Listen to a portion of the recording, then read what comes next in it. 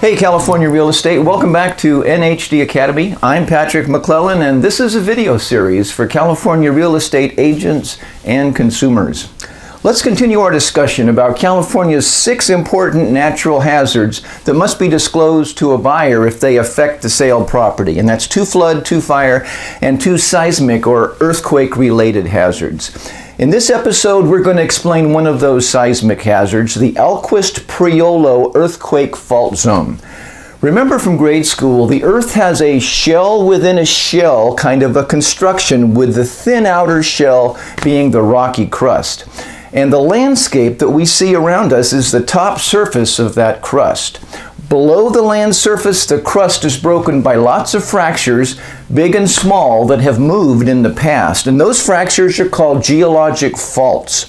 Now, when a fault suddenly ruptures or slips one side past the other, it causes vibrations through the ground that we know as an earthquake. And the larger the rupture, the bigger the earthquake. In a big earthquake, the rupture typically starts miles down and spreads upward along the fault toward the surface. And where the rupture meets the ground surface, the fault tears across the landscape.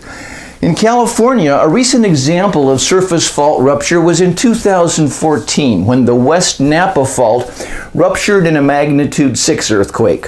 That fault ruptured across the Napa Valley landscape over a distance of about 8 miles, through vineyards and fences, streets and sidewalks, playgrounds and pipelines, and even through homes in several neighborhoods in the city of Napa. In that disaster, structures were displaced by up to 2 feet where they crossed the fault trace. And 2 years later, in 2016, even more dramatic fault rupture occurred in New Zealand's magnitude 7.8 Kaikoura earthquake, where the faults displaced the ground by up to 30 feet.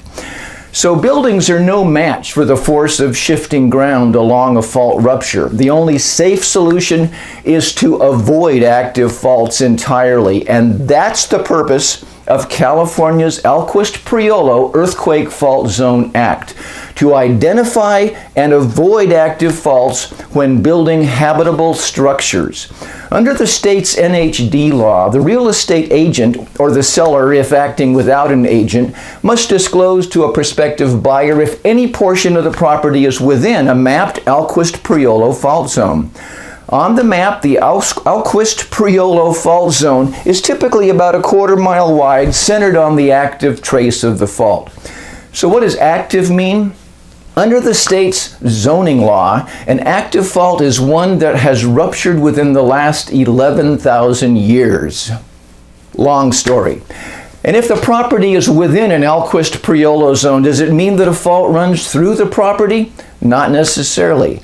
It simply puts the buyer on notice that future development or substantial building renovation on the property may require a geologic investigation to identify and avoid active fault traces. Do these regulatory fault zones protect structures built before the zone maps were issued? No, the law is not retroactive, and that's the benefit of the disclosure, to let the buyer know and investigate further if desired. So there you have it, the Alquist Priolo Earthquake Fault Zone. It's one of 2 statutory earthquake-related hazard zones that must be disclosed to the buyer in a typical California real estate transaction.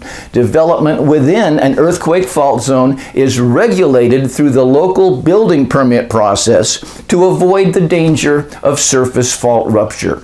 To learn about the other types of natural hazard disclosures, check out the other episodes in our NHD Academy library. Visit our website, click on the Training Videos tab in the top menu, and watch all the episodes there. And we'll see you next time.